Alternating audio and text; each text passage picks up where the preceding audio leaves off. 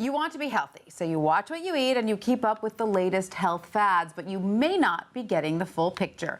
Here with several things the food craze won't tell you is MarketWatch's Priya Anand. Priya, great to have you here. So there's a lot of misinformation out there, isn't there? You're going to set us straight. Mm-hmm. What is one of the first things that people don't realize? Well, what's hard for a lot of people is the fact that this industry of creating health foods, healthy products, healthy bars has grown so much. There are 76,000 health food stores across the country that just do this, basically, and that's a 33% increase over the last couple of years. Incredible. So it's huge. And when you go into these places, the shelves are lined and everything says gluten-free, low fat, low sodium, all this stuff, and it's like, which diet do I follow even?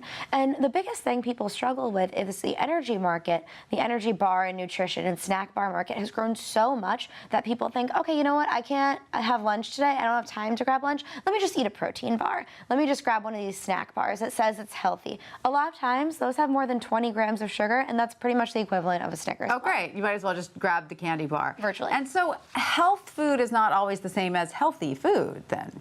Very, very true, because you have to really look at what these ingredients are that are in a product. Sometimes you can look at a packaged food that'll say, heart healthy, great for you in all these ways, and you read the back and you're like, there are 16 ingredients that I don't even recognize at all. Like, what are these? A doctor put it this way to me: the best foods for you, the healthiest foods, have one ingredient: avocado, blueberries, banana, chicken. Straight to the produce aisle, right? And now, what is about dietary supplements? We're always told, oh, you need to take your vitamins, make sure you take your vitamins. Do we really need to buy all those supplements to be healthy? A lot of doctors say you don't, as long as you're eating a balanced diet. People turn to supplements oftentimes when they're not getting enough calcium. They take those little chocolate chews or something because they don't drink enough milk or they're lactose intolerant or something. But unless you have a specific dietary need for a supplement, you probably don't really need to be having it. Even if you work out a lot and you want to get your protein in, you should be doing that through regular foods first before turning towards supplements. And you don't really know whether or not a supplement works. The research is sort of inconclusive on a lot of them.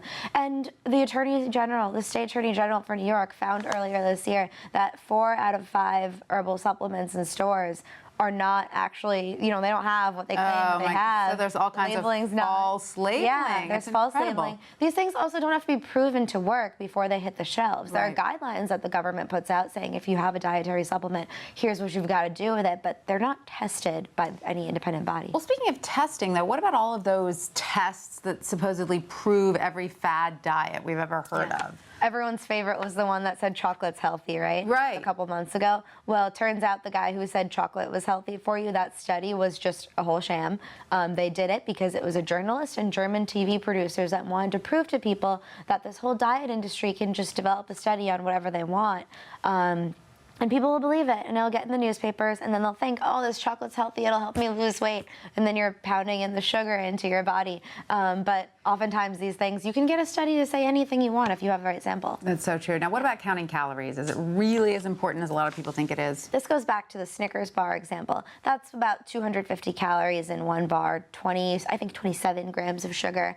You can get that same amount of calories out of 2 spoons of peanut butter and an apple. And out of the peanut butter and an apple, you're getting a lot of nutrients, a lot of great fiber that's in the apple, and a lot of protein that's in the peanut butter compared to basically getting a pile of corn syrup and sugar in a Snickers bar. There's a really big difference in how you feel 2 hours later when you eat those things. So calories aren't always equivalent. I mean, diet sodas don't really have any calories in them, but they've been found to increase waistlines. So interesting, Priya. Thank you so much for setting us straight. Thanks for having me. All the misconceptions out there.